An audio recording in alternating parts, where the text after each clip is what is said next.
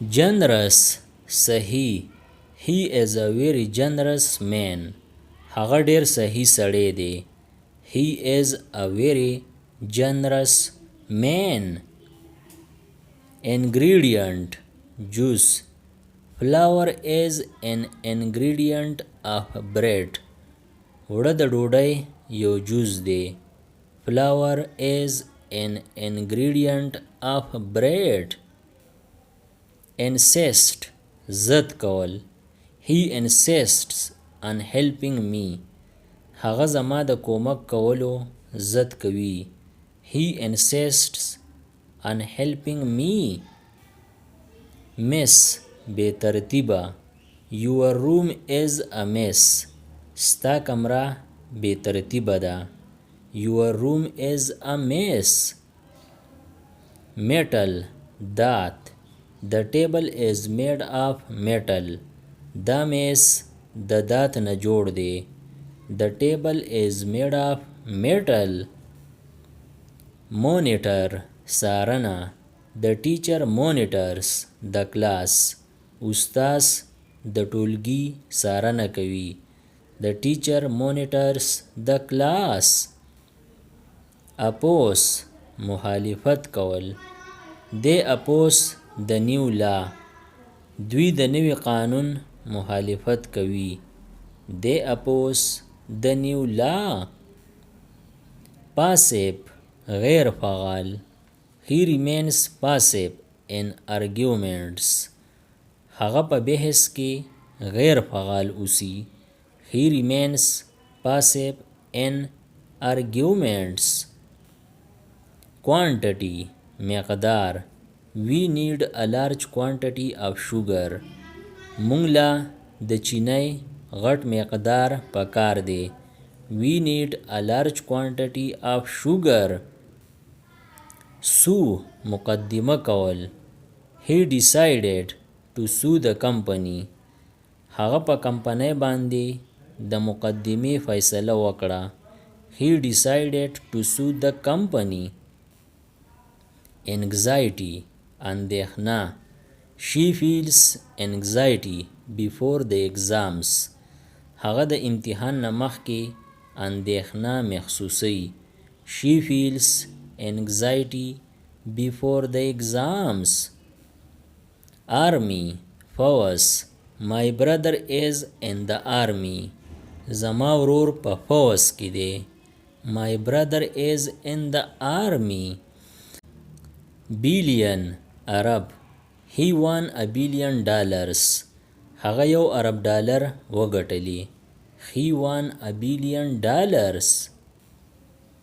carve توګل he carved his name on the wood هغه په لرګي کې خپل نوم وتوګو he carved his name on the wood consult مشوره کول you should consult a doctor تل د طبیب سره مشوره کول پکار دی you should consult a doctor emergency هنگامی صورتحال call me in case of an emergency په هنگامی صورتحال کې ماته فون وکړه call me in case of an emergency fortune بخت fortune favors the brave بخت د زړور سړي ملګرتیا کوي fortune favors the brave guarantee ضمانت there is no guarantee of success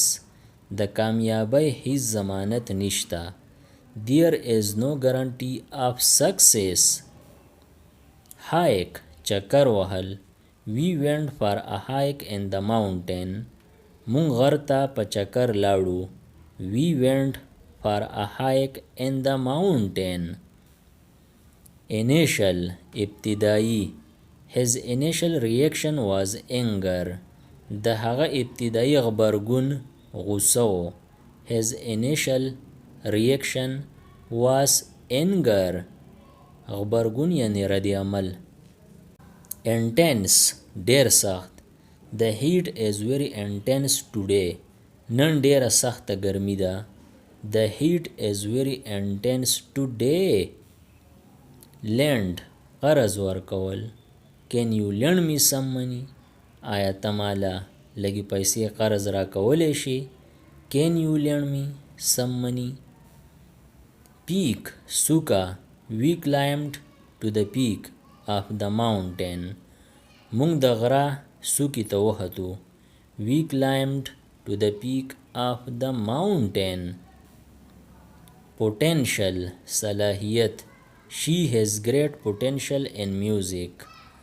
په هغې کې د موسیقي زبردست صلاحیت دی. She has great potential in music. Pride ویاړ. He takes pride in his work. هغه ته په خپل کار کې ویاړ دی. He takes pride in his work. ویاړ دی یعنی فخر دی. Proof ثبوت. Do you have any proof? آیا تا سره څه ثبوت شته؟ Do you have any proof? Quit پرېښودل. He decided to quit his job. هغه د خپلې نوکرۍ پرېښودو فیصله وکړه. He decided to quit his job. Spin چورلول. The boy can spin a basketball.